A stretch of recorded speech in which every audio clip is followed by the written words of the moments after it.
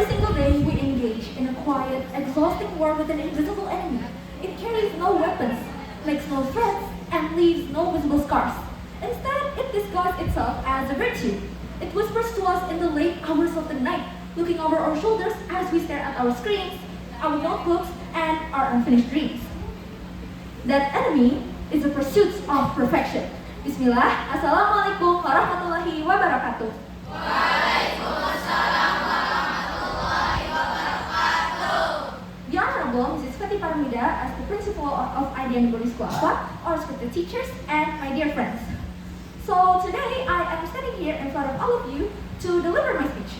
But before that, since there are some new people here, let me introduce myself first. So, hello everyone.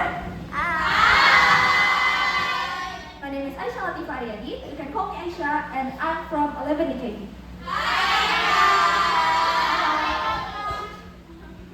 So, we are taught from a young age to chase it. We celebrate the perfect score, the perfect performance, the flawless path, and the ideal future. Society often praises perfectionism as discipline, responsibility, and ambition. It appears to be a noble quality, something that separates successful people from everyone else.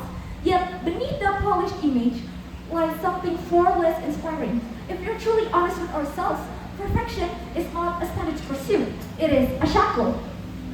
It is a prison where every mistake is forbidden. It is a sweet dream that promises safety while quietly trapping us inside an illusion where nothing imperfect is ever allowed to exist.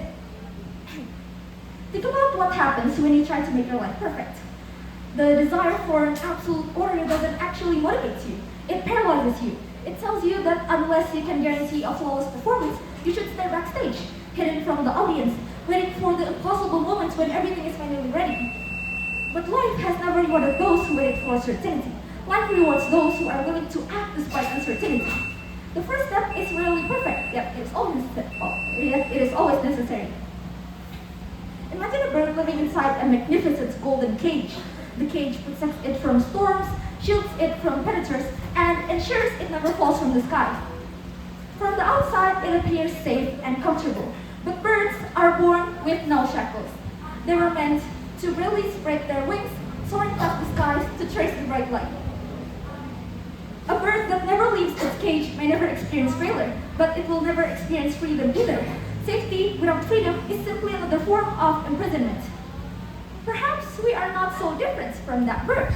We often build cages out of our own expectations, convincing ourselves that we must always have the perfect answer, make the perfect decision, or create the perfect result before we deserve to move forward. Yet life has never been about controlling every outcome. It has always been about discovering who we become while navigating the unexpected. True freedom is the autonomy to choose, to explore, and to walk your own path, even when the stage lights flicker and the skirt falls apart. Freedom is not the absence of mistakes, but the willingness to continue despite them. It demands curiosity, resilience, and the courage to step into the unknown. When you choose freedom, you may stumble, you may miss your cue, your designs may fail, your ideas may be rejected, but a performance doesn't fail because of one misstep, and a journey doesn't end because of one wrong turn. Failure is simply a moment, not a definition of who we are. Sometimes, a vote to perfectionism is like the sun in the sky. Perhaps we'll melt before reaching it. So, how do we break the shackle? It begins by changing our relationship with our flaws. We must stop treating mistakes as evidence that we are inadequate and start recognizing them as proof that we are learning. Every failed attempt teaches something that success alone never could. Every imperfect draft becomes another step towards mastery. Every obstacle reveals strength we never knew we possessed. Progress has never demanded perfection, but it has only demanded persistence.